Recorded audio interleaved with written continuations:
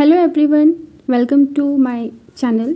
आज हम डिस्कस करने वाले हैं इनसाइट थ्योरी ऑफ लर्निंग, जिसको हम जिस्टॉर्ट थ्योरी ऑफ लर्निंग या कॉग्निटिव थ्योरी ऑफ लर्निंग भी कहते हैं। ये थ्योरी साइकोलॉजी और एजुकेशन दोनों के लिए इम्पॉर्टेंट है। इस थ्योरी ने लर्निंग को समझने का पूरा पर्सपेक्टिव ही चेंज कर दिया। इसके अकॉर्डिंग लर्निंग से ट्रायल एंड एरर या रट्टा मारने से नहीं होती, बल्कि एकदम से अंडरस्टैंडिंग डेवलप होती है, जिसे हम कहते हैं इनसाइट। आज के लेक्चर में हम कवर करेंगे इनसाइट थ्योरी का मीनिंग क्या है, डिस्टॉर्ट साइकोलॉजी क्या होती है, कोहलर के experiments, characteristics of insight, principles of insightful learning, factors which affect insight and educational implications. तो लेक्चर को एंड तक ज़रूर देखिएगा। तो सबसे पहले हम डिस्कस करते हैं इनसाइट थ्योरी को। Insight theory of learning is also known as distort theory of learning, cognitive theory of learning, insightful learning. This theory was propounded by Wolfgang Kohler, Kurt Koffka and Max Wertheimer. Kohler जो थे वो German psychologist थे, Kurt Koffka भी German psychologist थे, और max वर्डीमर जो थे वो ऑस्ट्रो हंगेरियन बॉर्न साइकोलॉजिस्ट थे। अब जिस्टॉर्ट क्या होता है? जिस्टॉर्ट एक जर्मन वर्ड है जिसका मीनिंग होता है होल, टोटलिटी या फिर configuration. This believes that whole is more important than the parts. इस थ्योरी का मेन आइडिया है होल जो है वो ग्रेटर है than sum of its parts. मतलब किसी चीज़ को सिर्फ टुकड़ों में समझने से कंप्लीट अंडरस्टैंडिंग नहीं मिलती, हमें उस चीज़ को एक कंप्लीट होल के रूप में समझना होता है। फॉर एग्जाम्पल, अगर आप एक कार को समझना चाहते हो तो सिर्फ टायर, इंजन और स्टीयरिंग को अलग अलग देखने से पूरी अंडरस्टैंडिंग नहीं मिलेगी। जब सब पार्ट्स मिलकर एक सिस्टम बनाते हैं तब हमें एक्चुअल फंक्शनिंग समझ में आती है। इस तरह लर्निंग भी कंप्लीट सिचुएशन को समझने से होती है। So learning also takes place as a whole. The whole contains the real forms of a thing. The organism learns from the whole, not from the parts. In this respect, Kohler performed a number of experiments on chimpanzees and arrived at the result that highest type of learning is through insight. यानी कि अब Kohler ने काफ़ी experiments perform किए हैं chimpanzee के ऊपर, जिसका नाम सुल्तान था। लर्निंग बाय इनसाइट का मतलब होता है sudden grasping of the solution, यानी अचानक से कोई सॉल्यूशन आना माइंड में, a flash of understanding without any process of trial and error. All discoveries and inventions have taken place through insight. यानी इनसाइट का मतलब होता है sudden understanding of the solution, यानी एकदम से सॉल्यूशन दिमाग में आ जाना। जैसे कभी कभी मैथ्स का क्वेश्चन बहुत देर तक सॉल्व नहीं होता और सडनली एक आइडिया आता है, अरे ऐसे सॉल्व हो गया।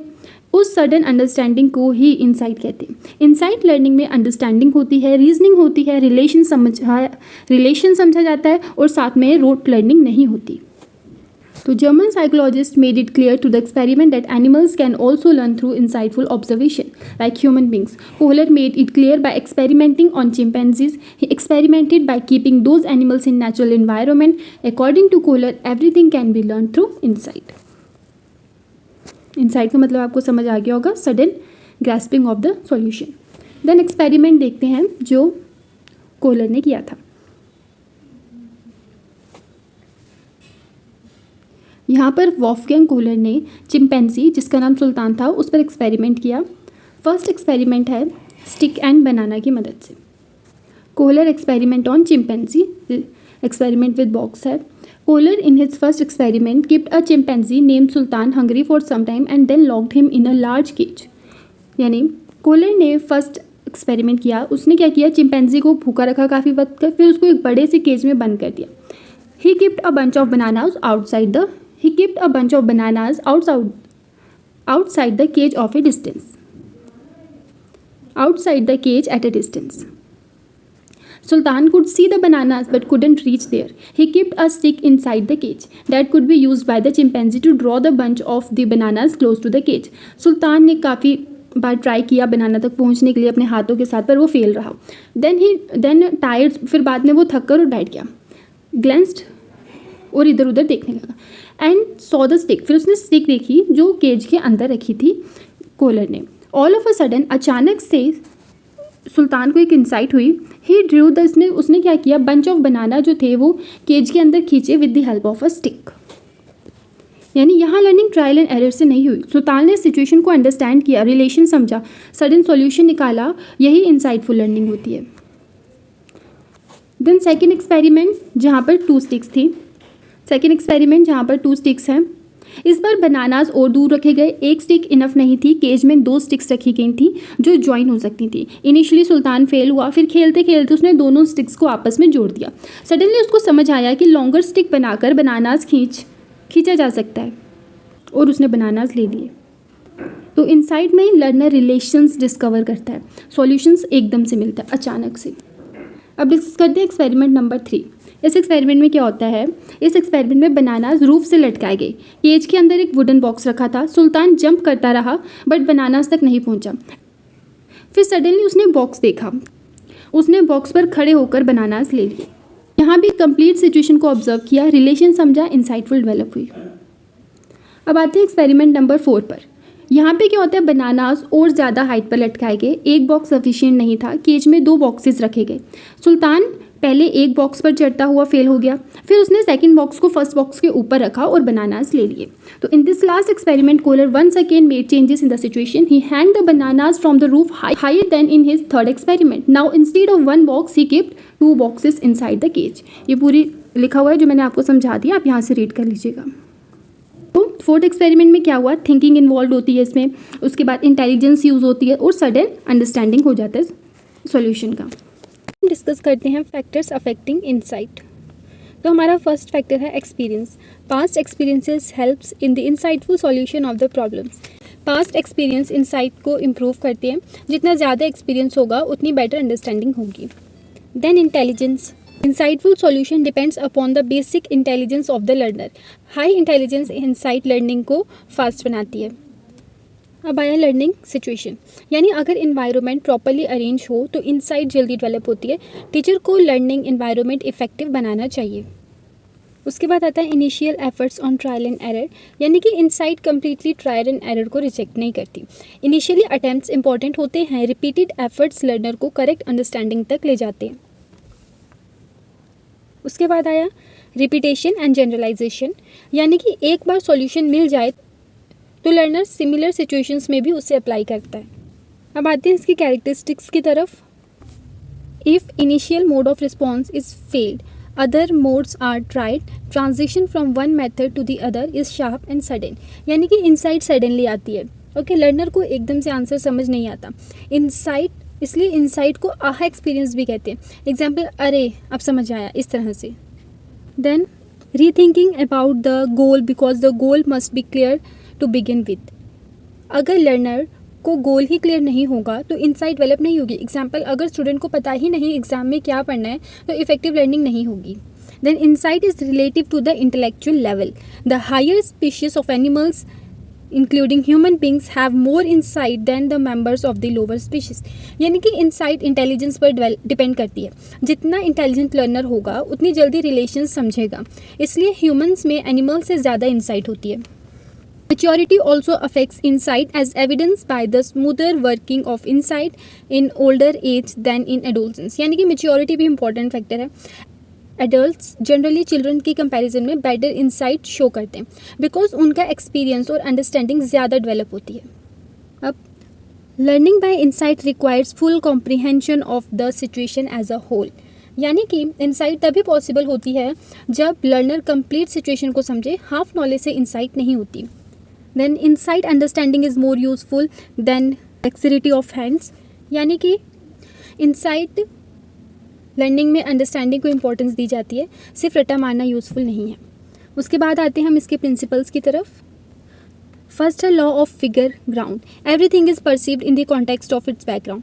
Thus, close relationship is there between figure and ground. For example, we try to solve a sum by using the ground that has been provided. It otherwise means that closed areas are more stable and satisfying than the unclosed ones. Closed areas form groups very easily. This law is also called as law of closure. यानी हम किसी object को उसके background के context में perceive करते हैं। For example, black board पर वाइट चॉक क्लियरली विजिबल होती है बिकॉज बैकग्राउंड जो है वो ब्लैक है। यहाँ फिगर जो है वो वाइट चॉक है और जो ग्राउंड है वो ब्लैक बोर्ड है।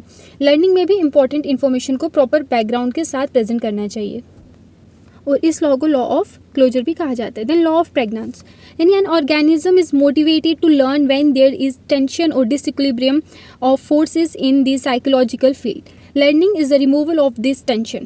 When we perceive an object, we find some gaps in our perceptions. These gaps are filled by the perceiver and a whole figure is prepared. यानी human kind incomplete, यानी human mind incomplete चीज़ों को complete form में देखना पसंद करता है। Mind always simplest और स्टेबल फॉर्म परसीव करता है। फॉर एग्जाम्पल, अगर सर्कल इनकम्प्लीट है तब भी हम उसे कंप्लीट सर्कल ही परसीव करते हैं। देन लॉ ऑफ कंटिन्यूटी, यानी कॉन्टिन्यूस ऑब्जेक्ट्स को हम इजीली अंडरस्टैंड करते हैं। माइंड कंटिन्यूटी को प्रेफर करता है। Then law of similarity, similar objects या आइडियाज़ ऑटोमेटिकली ग्रुप हो जाते हैं। एग्जाम्पल, सेम कलर की चीज़ें एक ग्रुप लगती हैं। एजुकेशन में सिंपल कॉन्सेप्ट्स को एक साथ टीच करना हेल्पफुल होता है। देन लॉ ऑफ प्रॉक्सिमिटी, यानी जो चीज़ें पास पास होती हैं उन्हें हम रिलेटेड समझते हैं। एग्जाम्पल, क्लासरूम में क्लोज सिटिंग स्टूडेंट्स एक ग्रुप लगते हैं। टीचर मटेरियल भी ऑर्गेनाइज्ड और क्लोज्ड अरेंजमेंट में होना चाहिए। उसके बाद आते हैं इसके एजुकेशनल इम्प्लीकेशंस की तरफ। The curriculum of the class should be integrated whole, that is there should be correlation between various subject, यानी टीचर को पहले कंप्लीट टॉपिक का ओवरव्यू देना चाहिए, बाद में डिटेल्स एक्सप्लेन करनी चाहिए। Then according to this theory, whole is not mere summation of parts, whole is based on the law of figure ground. Hence, the teacher should present the picture of the whole subject matter in the class first, then he should come to its parts. यानी subjects जो हैं वो आपके interconnected होने चाहिए। Example, science और mathematics को relate करके पढ़ाना। Then parents and teachers should see the child as a whole. This theory stresses on the importance of motivation in learning. Therefore, the teacher should motivate students properly by using different techniques in the classroom for insightful learning. उसके बाद insight of the learner is based upon its past experiences. So, the teacher should relate the previous knowledge with the present knowledge of the student by proper lesson planning. Then, feeding and cramming should be discouraged. Teachers should encourage the students to learn by understanding and insight, that is intelligence.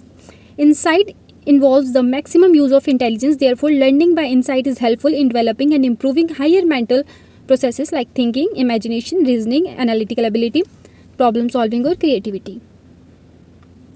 This approach trains the child to solve his problems in life. Therefore, teachers should prepare children emotionally and intellectually to solve the problem. Teacher should present his lesson logically. He should proceed from simple to complex, concrete to abstract, empirical to rational, psychological to logical. ये teaching के maxims हैं. The problems presented in the class should be linked with life so that learner have the greatest benefit out of them. It needs a lot of patience on the part of the teacher. Insight does not develop in the learner immediately. Purpose or goals of the learning should be made clear to the students before the teacher starts teaching. Simple trial and error does not work according to this theory. Hence, teachers should pay attention to the understanding of the concept and laws also. अब आते हैं types of learning. First है informal, formal and non formal learning. Informal learning है, incidental होती है, आपकी life time चलती है, ये प्लान नहीं होती। वहीं जो फॉर्मल लर्निंग है वो इंटेंशनल होती है, ऑर्गेनाइज्ड होती है और पूरी तरह से प्लान्ड होती है, और ये इंस्टीट्यूशंस में दी जाती है, जैसे कि स्कूल, लाइब्रेरी, रिलीजियस इंस्टीट्यूशंस वगैरह। देन नॉन फॉर्मल लर्निंग, इस तरह की लर्निंग जो है वो इंटेंशनल होती है और ऑर्गेनाइज्ड होती है, फ्लेक्सिबल होती है, जैसे कि आपके ओपन स्कूल्स हो गए, डिस्टेंस एजुकेशन, मास मीडिया, ये सब। Then individual and group learning. Learning is called either, learning को आप इंडिविजुअल भी कह सकते हो, ग्रुप भी कह सकते हो, डिपेंड करता है कि कितने नंबर ऑफ इंडिविजुअल्स जो है वो लर्निंग प्रोसेस में इन्वॉल्व हैं। Another classification, motor learning. ज़्यादातर जो हमारी एक्टिविटीज़ होती हैं डे टू डे लाइफ की, उन्हें हम मोटर एक्टिविटीज़ कहते हैं।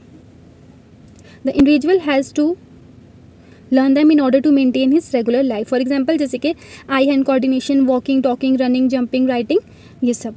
Thus, motor learning means any change in the physical behavior pattern of the individual. When an individual is young and his mental capacities are not so developed, so he learns the motor activity. उसके बाद आया discrimination learning, यानी कि वो learning जहाँ पे आप discriminate करना सीखते हैं। फॉर एग्जांपल, इन्फेंट डिस्क्रिमिनेट करता है मम्मी की और आंटी की आवाज़ में, मिल्क में, वाटर में। उसके बाद आया verbal learning. It is related to the language which we use to communicate and various other forms of verbal communication, जैसे कि सिंबल हो गए, साउंड, फिगर्स, साइंस वगैरह हो गए। वर्बल लर्निंग एक प्रोसेस है एक्वायर करने का, रिटेन करने का, रिकॉल करने का वर्बल मटेरियल को। In this type of learning, there is a verbal chain which associate learning. For example, a child is shown an object as ball. The next time if he sees the object, he will be able to say that it is a ball. In olden पहले के time पे क्या होता था, जो verbal learning थी वो काफ़ी पॉपुलर थी। Mughal emperor Akbar mostly depend थे वर्बल लर्निंग पे। He was not knowing about the reading and the writing. In this type of learning 2 chains are involved. observing response that links the appearance of the object and capability of distinguishing it from the another object. Then आते हैं concept learning. When mental capacities are sufficiently developed, जब इंसान की mental capacities जो हैं वो अच्छे से develop हो जाती हैं उसके आइडियाज़ और कॉन्सेप्ट से, तो उसको कॉन्सेप्चुअल लर्निंग बोलते हैं. इस तरह की लर्निंग जो है, हम जो काफ़ी सारे वर्ड्स याद करते हैं, अलग अलग सिंबल समझते हैं, उनको उनका मीनिंग समझाती है हमें. काफ़ी एब्स्ट्रैक्ट आइडियाज़ को हम समझ सकते हैं. प्रॉपर पावर ऑफ थिंकिंग और जो जजमेंट है वो भी डेवलप होती है कॉन्सेप्ट लर्निंग की मदद से. द पर्सन, जो इंडिविजुअल है, वो इस पोजीशन में आ जाता है कि वो अपनी डे टू लाइफ प्रॉब्लम्स को अपने तरीके से सॉल्व कर पाए. उसके बाद आती है सेंसरी लर्निंग. इसको परसेप्चुअल लर्निंग भी बोलते हैं. परसेप्चुअल लर्निंग का मतलब होता है एक रूल है अबाउट कैसे बिहेव करना है, व्हाट टू थिंक, क्या सोचना है. When the mind of the child develops, he gets sensation through the different sense organs and give meaning to them. Every person has sense organs like sense of sight, यानी कि आँखें, sense of smell, touch, etc. These organs play very important role in perceptions in life. तो students, आज हमने detail में पढ़ा insight theory क्या होती है, जिस्टॉर्ट साइकोलॉजी क्या होती है, कोलर के एक्सपेरिमेंट्स को समझा, कैरेक्टरिस्टिक्स को समझा, principles, factors which affect insight और एजुकेशनल इम्प्लीकेशंस को भी. इनसाइट लर्निंग हमें बताती है कि रियल लर्निंग अंडरस्टैंडिंग से होती है, सिर्फ मेमोराइजेशन से नहीं होती है. ये थ्योरी मॉडर्न एजुकेशन में बहुत इंपॉर्टेंट रोल प्ले करती है, because today's education focuses more on understanding, creativity, critical thinking and problem solving. अगर लेक्चर हेल्पफुल लगा हो तो लाइक करें, शेयर करें, चैनल को सब्सक्राइब करें. Thank you so much.